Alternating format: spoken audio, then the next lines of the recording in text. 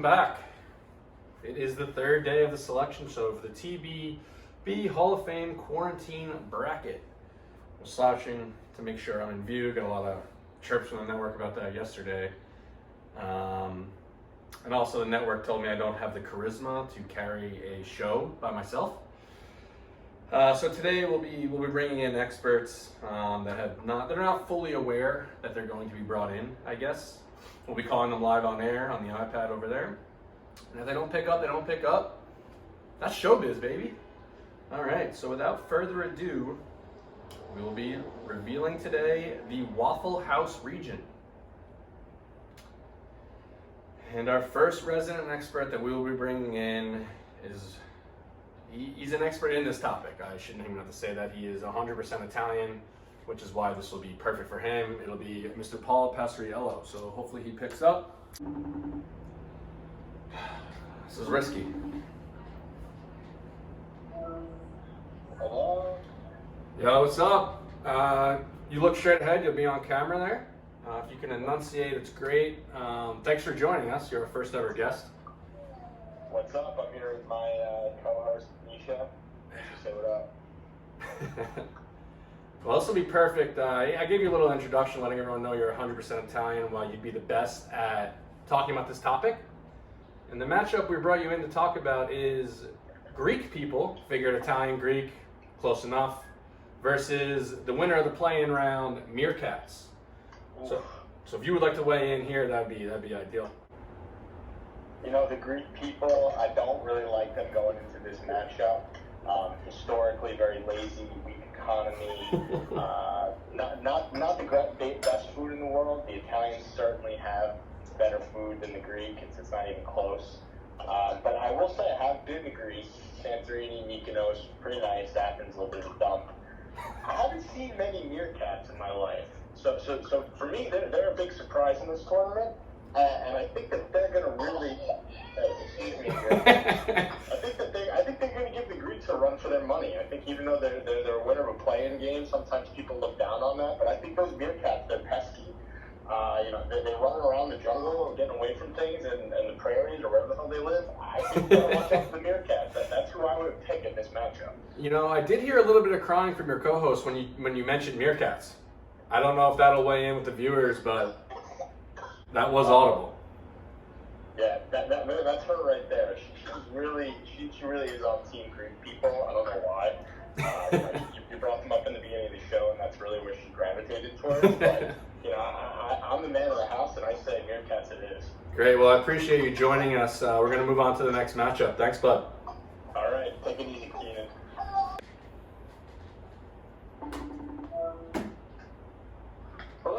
Hello, Lou. Welcome to the program. Happy to be here. Thanks for having me. Sorry, I have a special guest with us today. This is our second baby in the last 2 minutes. I can't see your screen, but I assume it is your baby. It was my baby, yes. Well, you're following up a tough guest, Paul and Misha, but couldn't think of a better person to bring in on this next matchup, which we have not even revealed to the viewers yet. So you'll be learning just the same time as them. You'll be talking about, hopefully giving us some insight on number 31, Sandra Bullock, famous for Miss Congeniality, and somehow won an Oscar for the movie The Blind Side, versus number 34, Double Dates. And I know you can't see the screen, but I did pick a bowling picture for Double Dates. I know that's right up your alley. Get it, alley? Yeah, that's some great fun there, Pat. Appreciate you hosting this bracket. You've done a great job. Now, this is a matchup I've been looking forward to since I found out about it a matter of seconds ago. I think the Double Dates is going to take this one. Sandra Bullock doesn't add a ton of value to me. I think most people think she's wildly overrated. She's pretty terrible in Ocean's 8 and almost ruined the entire Ocean's franchise just by being in that. That's true. That is true. And Double Dates, they can be really fun. You can, obviously we have bowling options, but bars, mini golf. Now, have you ever been on a bad double date? You know what? I really haven't. We tend to pick and choose who we go on our double dates with people we know that we like. We don't go on blind double dates. We're not crazy. That's true. So as long as you have the company of good people, you know that a double date is going to be a solid time out there. So you're saying if you're on a double date, as long as you're not seeing a Sandra Bullock movie, you're in. Well, if you're going to see a Sandra Bullock movie on a double date, then you're making a mistake right off the bat. Yeah, fair enough. So I think this matchup's pretty straightforward, but I'd be curious to see how double dates perform after that. I thought double dates would have a tougher first round draw, but I'm glad to see it's just an easy one with Sandra Bullock out there, and it'll be a good warm up game to get them ready for the round of 32. Thanks, Lou. Appreciate you joining us. We'll let you go. We'll move on to the next matchup. Good luck with the rest of the revealed bracket. Thank you. Appreciate it. Job. Talk to you later. Thanks, bud.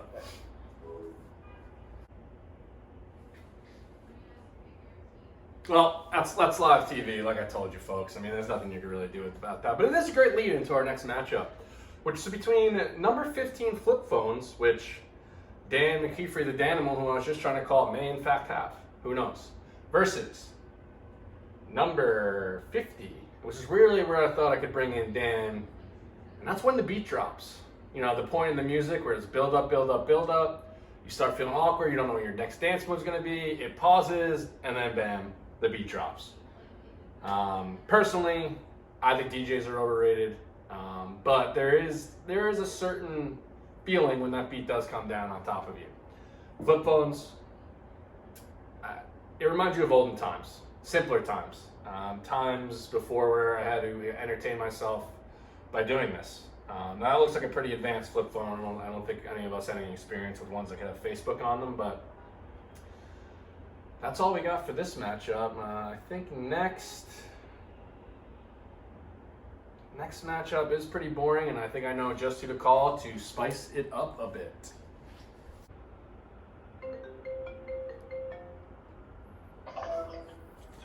Oh, we got the Danimal on the line. Now, Dan, we brought you in to talk about when the beat drops, but we've already talked about that matchup.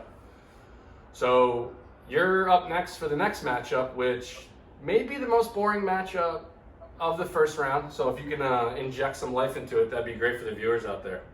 You got it. If you would, number 18, Tambourines versus number 47, Driftwood.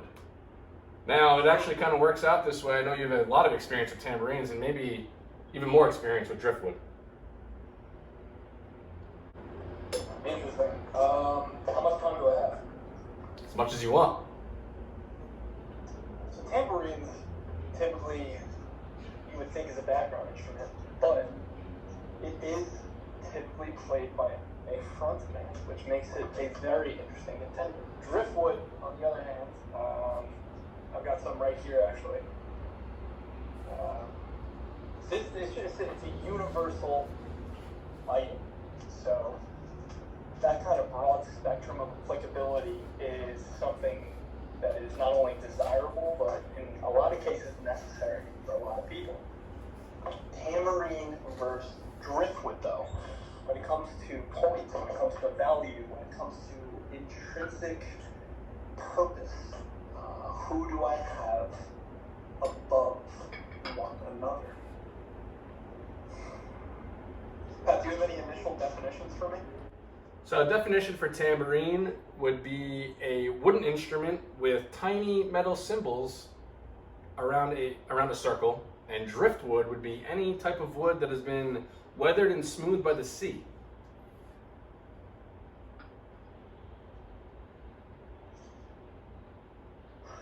When it comes to a tiebreaker like this, there's only one compounded element that can overwrite, and that's mystery. Mystery. Please expand. When it comes to mystery, there's an element of surprise, there's an element of beauty, there's an element of the underdog. I think you can see where I'm going with this. I do. For those reasons, and those reasons among others, the winner of this battle is going to be Driftwood. Wow. I don't think a lot of people saw that coming, especially given how you opened up the argument, but we'll see what happens in the matchup. I think this may be kind of a weak matchup on paper, but really could go down on the wire. Hey, Mike, thanks for joining us. Hey, Pat. Glad to be here. Now, I forgot to give you an introduction, so I'll do that now with you on the air. But a lot of these so-called experts that we've been calling, I've kind of been really just forcing in to the different topics that have popped up today. But this is one that I feel really special about, this matchup, and I think that you're the perfect person to weigh in. Glad to be here. You always like to be called an expert. Yep, gotta love it. So the matchup that you'll be weighing in on today is number 7, Boneless Wings, versus number 58, Tiki Torches. Just a brutal first round matchup. 2 of the strongest participants in this region, the Waffle House region. Right, I agree. I mean, there's so many ways you can go with this analysis too. A boneless wing shared amongst friends on a Friday or a Saturday, times have passed with a couple of beers. There's very, very few things that are better than that. But then again, a 4th of July barbecue without a tiki torch. Incomplete without a Tiki Torch. That's just not a barbecue. I agree. I think this one could be potential for a 5-5 tie in the voting. What do you think? I agree. It's hard for me to say differently. If you had to cast your vote right now, what would you select? Tiki torches. Wow, that is not something we. That is not. There was an audible. I know you can't hear. There's an audible gasp in the studio. That's not something we saw coming here. I gotta tell you, I really, really don't like mosquitoes.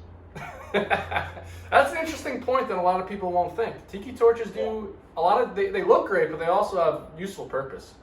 A dual purpose, if you will. Yeah. A dual purpose, if you will. Wow. Well, I appreciate you taking the time. We're gonna move on to our next matchup here, but thanks a lot for joining, bud. Happy to be here. Good luck. Thank you. Bye. Bye. Now for this next matchup, we have something extra special. We're actually going to go to a live feed of their reaction being announced into the tournament. And that is number 26, IPAs. Now what I just did there with my hand, which you guys might not know, is a little network trick to let me know when to cut to the IPAs.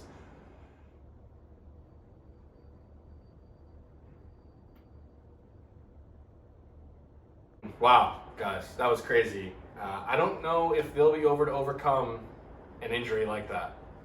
That is shocking. I'm sorry that you guys had to see that. I'm sorry what you had to see when we cut to the live stream. Obviously, the network had no idea you guys would be able to see that gruesome injury. I brought in 2 here who are very clear husband-wife doctors, private practice, graduated from Yale Medical School. Guys, when you see an injury like this in a tournament of this magnitude, what's going through your mind? I mean, first, you got to think, first of all, we feel for the players, particularly the injured player. I mean, no, it's hard to watch. From a medical standpoint, there's the physical aspect, obviously. IPAs rely on hops. Very unlikely he can pop ever again, but, I would need to see x-rays, MRI, etc. before I can make a judgment call like that. There's the mental aspect. His teammates had to watch that. I mean, you can't imagine what they're going through. I mean, I've been in the field for like 74 years. Never seen anything like that in my life. I mean, it begs. One closer look. Yes, and as Dr. Horn said, the mental aspect. We suggest in solidarity for everyone viewing this right now to pick up an IPA of their own and drink it. I think that's a great point. But it begs the question: where are the adults? Where are they at a time like this? Just hurts to see. Go ahead. I'm sorry. It just hurts to see. That was a scholarship. That was a senior. Yeah, it's a senior. Like I said, I need to see more, but he's probably never walking again, ever. I would not think so. Graduation. Yeah. And at a time like this, the team can do one of 2 things. They can either let it get to their head, crumble, just get dominated next game. But I've seen it work the other way. I've seen these teams rally around this, and it's all about the kids. Yeah, it really is. Well, doctors. I will say that Yep. there's been a breakthrough study. Everyone is working together in forming the tabs that have come on top of these IPAs to coagulate together in new parts, prosthetics. Will you? So we can only hope that can be used to his advantage. You always have to undermine me. I only And we'll cut right there. We'll cut right there. Actually, thanks for joining us, guys. They'll be up against now Down a Man. Shock Therapy. That's a scene from the movie One Flew Over the Cuckoo's Nest with Jack Nicholson. Unbelievable film if you haven't seen it, but I digress. Shock Therapy has actually come back into the medical field, I said without doing any research at all. I've been hearing it works. It's not as bad as we think.